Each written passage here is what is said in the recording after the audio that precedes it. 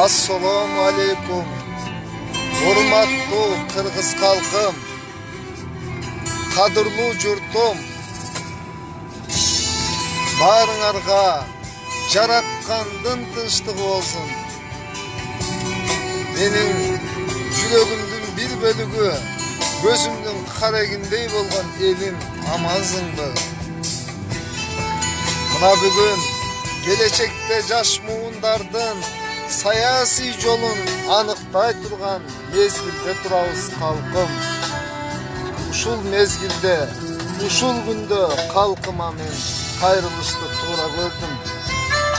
О улуу Манастын тукуму, о улуу эл, Кокон хандыгын башкарган, 40 түрлүү элди башкарып келген улуу башкаруучу калкым кайда калдың?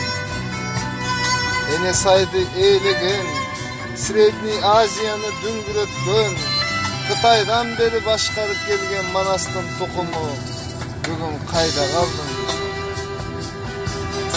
Жаным, малым, эли дегенде, жерим дегенде мал жанын аябаган саясатчылар кайда калды? Аттыңай, арман кыламын, аттыңай, бүйүт кыламын, бабаларымдын бизге тыштап кеткен осуяттарын аткарбадык го. Бабаларым арман кылып, өз жанын, өз мал мүлкүн биз үчүн арнап, үркүндөрдө, сөөктөрү көмүлдөй калып кетти эле го.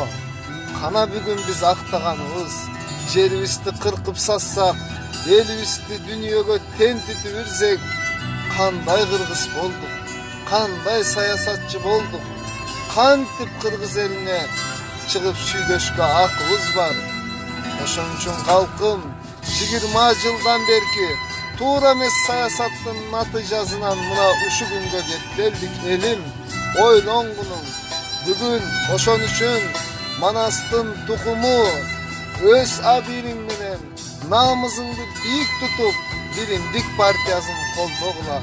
Биримдик партиясынан бара жаткан жаштар чыныгы ыйман менен, адеп менен, намыс менен эл үчүн кызмат кылам деп бара жатат.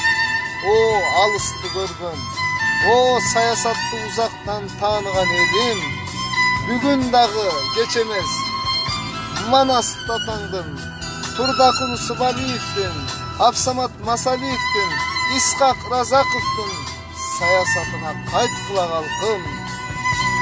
Айланайын элим, кайткынын жаштар үчүн, кыргыздын келечеги үчүн биримдикте болуп, туура саясатты колдойлу элим.